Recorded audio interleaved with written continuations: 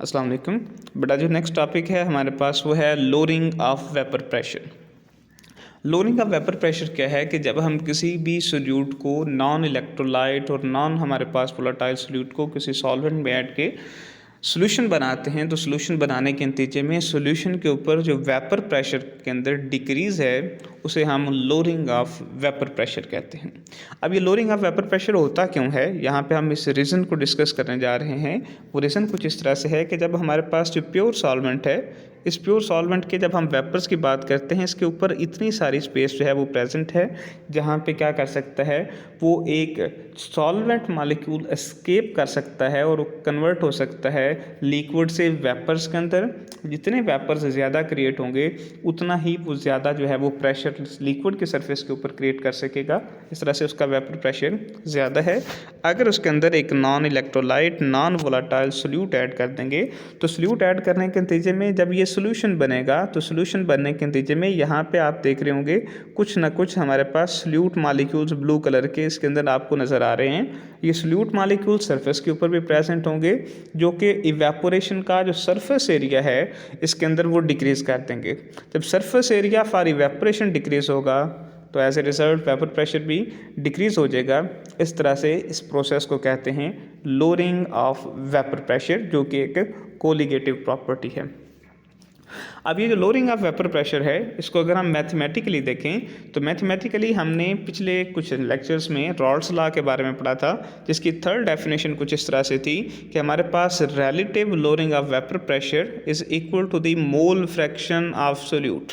मतलब जितना हम इसमें सोल्यूट ज़्यादा ऐड करेंगे उतना उसकी relative lowering of vapour pressure कम होगा, और जितना हमारे पास हम क्या करेंगे सोल्यूट की मिकदार कम करते जाएंगे उतना उसका जो वेपर प्रेशर है वो ज़्यादा होगा, लोअरिंग उसकी कम होगी।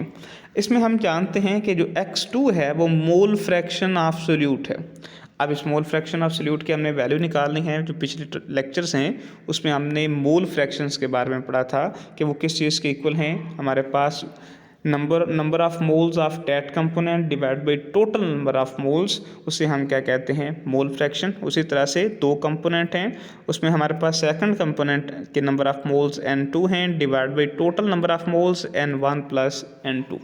जब इस तरह से x2 की वैल्यूज़ निकाल लेते हैं तो ये वाली जो x2 की वैल्यूज़ हैं, इन x2 की वैल्यूज़ को हम क्या करते हैं बेटा, यहाँ पे x2 की जगह पे पुट कर देते हैं इक्वेशन 1 के अंदर। जब यहाँ पे पुट करेंगे आएगा delta P over P naught is equal to x2 की जगह पे वैल्यू पुट की है तो आएगी N2 divide by N1 plus N2। क्योंकि हमने कंडीशंस पीछे जो पढ़ी थी उसमें हमने कहा था कि कोलिगेटिव प्रॉपर्टीज़ में कंडीशन है कि सोल्यूट शुड बी डाइल्यूट, उसकी मिकदार बहुत कम होनी चाहिए। जब वो हमारे पास कम है तो हमारे पास हम इतनी मिकदार कम है कि जो डिनोमिनेटर है, इस डिनोमिनेटर के अंदर N2 की जो वैल्यू है उसे हम इग्नोर कर देते हैं। इतनी छोटी मिकदार है कि उसे हम क्या कर देते हैं, इग्नोर कर देते हैं। अब आपके जहन में सवाल होगा कि अगर हमने यहाँ पे डिनोमिनेटर में इसको इग्नोर कर दिया है तो न्यूमिनेटर में हम इसको क्यों इग्नोर नहीं कर रहे। अगर हम इसे न्यूमिनेटर में इग्नोर करेंगे तो हमारे पास जो न्यूमिनेटर है वहाँ पे अगर ज़ीरो आ जाएगा, उसे आप किसी भी चीज़ को डिवाइड करेंगे हमारे पास तो इन्फिनिटी में चले जाएंगे। इसलिए हम इसको न्यूमिनेटर में इग्नोर नहीं कर सकते, डिनोमिनेटर में हम इसको क्या करेंगे, इग्नोर कर देंगे। इग्नोर करने से यहाँ पे जो N2 की वैल्यू है ये आप सपोज करें हमने इसे निगलेक्ट कर दिया है। निगलेक्ट करने से जो न्यू इक्वेशन बनेगी वो फिर होगी delta P over P naught is equal to N2 over N1। इसके अंदर जो डिनोमिनेटर में N1 प्लस N2 था वो N2 अब हमने नहीं लिखा। अब हमारे पास N2 किस चीज़ के इक्वल होता है, नंबर ऑफ मोल्स किस चीज़ के इक्वल होते हैं, वो नंबर ऑफ मोल्स में N1 और N2 की वैल्यूज हमने निकालनी है। N1 किस चीज़ के इक्वल होता है, number of moles is equal to weight over molar mass, mass over molar mass. जो मैस ऑफ सोल्यूट है उसे हमने बेटा किस चीज़ के साथ लिखा है, हमारे पास W1 ओवर मोलर मैस को M1 के साथ, इसी तरह से N2 के लिए W2 ओवर M2। अब हमने नेक्स्ट क्या किया है, नेक्स्ट हमने N1 और N2 की वैल्यू इक्वेशन नंबर 2 के अंदर जो है वो पुट करती हैं। N1 जहाँ पे था वहाँ पे उसकी वैल्यूज़, जहाँ पे N2 था उसकी वैल्यूज़, ऊपर N2 है उसकी वैल्यू पुट कर दी W2 ओवर M2, नीचे N1 था उसकी वैल्यू W1 ओवर M1। जब भी हमने इसमें देखा तो हमारे पास दो तरह की हमारे पास डिविजन्स हैं। हमने जो नीचे डिनोमिनेटर था उसको मल्टीप्लाई में करके फ्लिप करके लिख दिया तो बना W2/M2 मल्टीप्लाई M1/W2। जब हमने ये वाली चीज़ें लिखी तो हमारे पास यहाँ पे ये एक इक्वेशन आ जाती है। इस इक्वेशन को रीअरेंज करने का हमारा मकसद क्या है, हम ये सारी कैलकुलेशंस क्यों कर रहे हैं। ये इसलिए कर रहे हैं कि अगर हमारे पास कोई एक सोल्यूशन है, उस सोल्यूशन के अंदर हमारे पास जो सोल्यूट प्रेजेंट है उसका हम मोलर मास निकालना चाहते हैं।